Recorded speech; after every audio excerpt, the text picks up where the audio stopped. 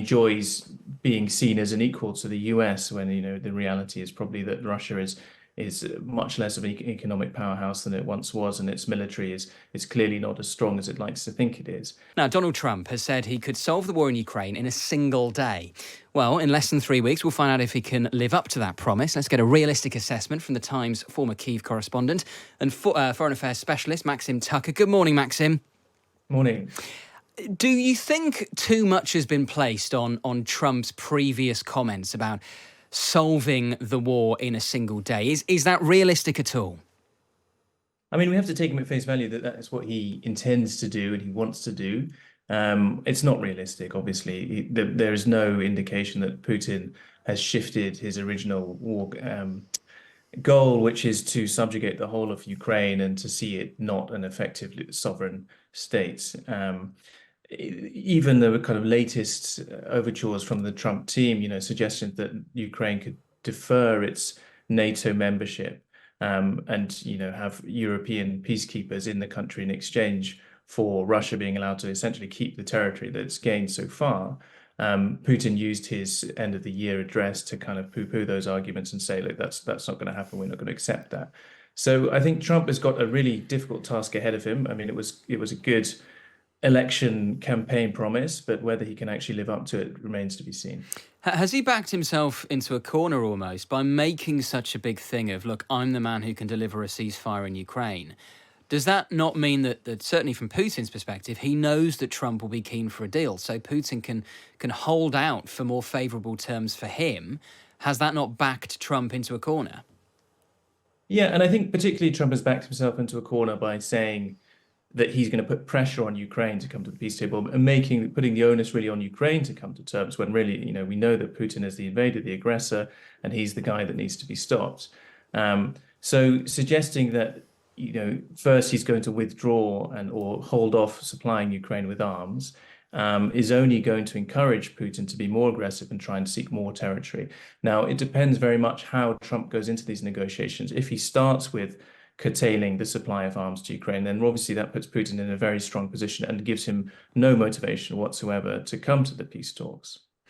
I find it really interesting how Volodymyr Zelensky and Vladimir Putin have been approaching Trump since his election victory. You've got Zelensky, who is clearly on a massive charm offensive, and we know that they've got a complicated history dating back to the circumstances of Donald Trump's first impeachment back in 2019.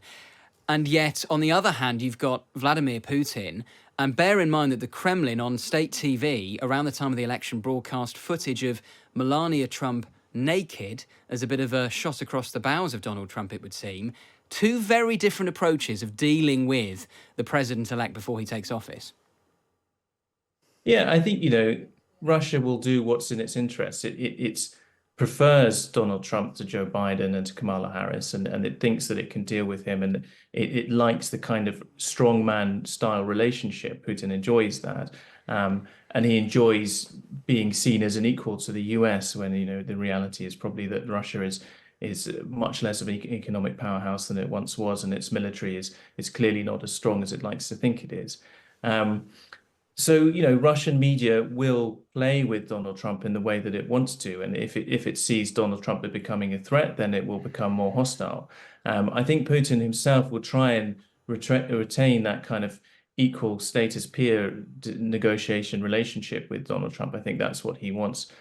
He wants to be seen as a strong world player, and he does want to return to the international stage.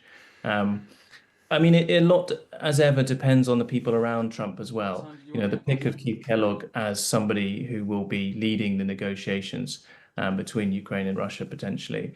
That looks like a good move. And if he's given some free rein to pursue his own policy and his own ideas, then that's not necessarily a good thing for Russia. So because briefly, General Kellogg has said, has he not, that if Putin does not come to the negotiating table, or is prepared to compromise to some extent, that General Kellogg thinks that the US should be prepared to arm Ukraine to the teeth.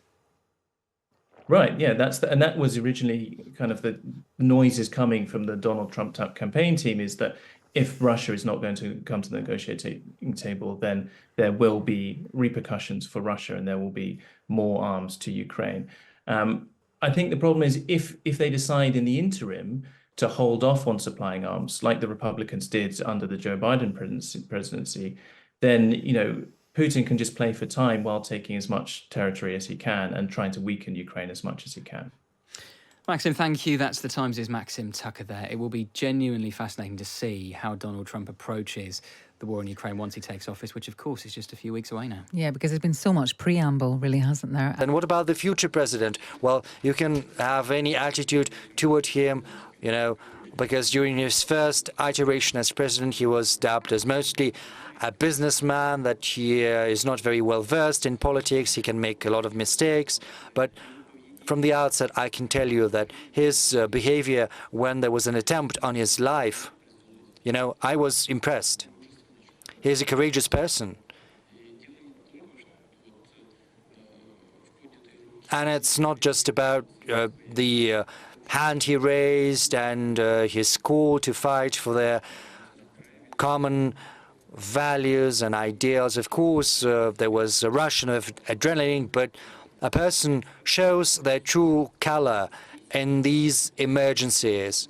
And this is precisely one of those cases, and I think he acquitted himself admirably in a valiant fashion as a man.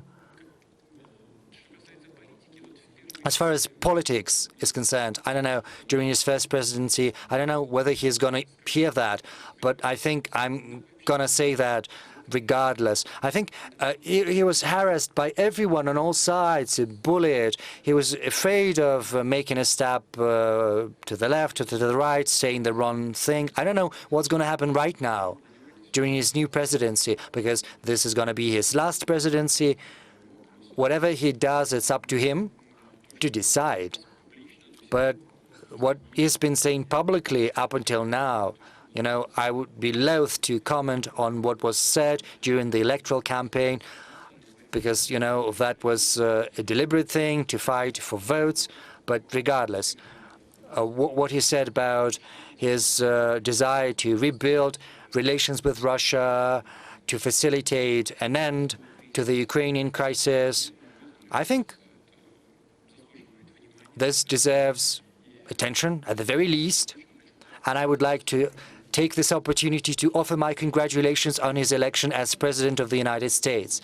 As I said before, we're going to work with any head of state that is going to garner the trust of the American people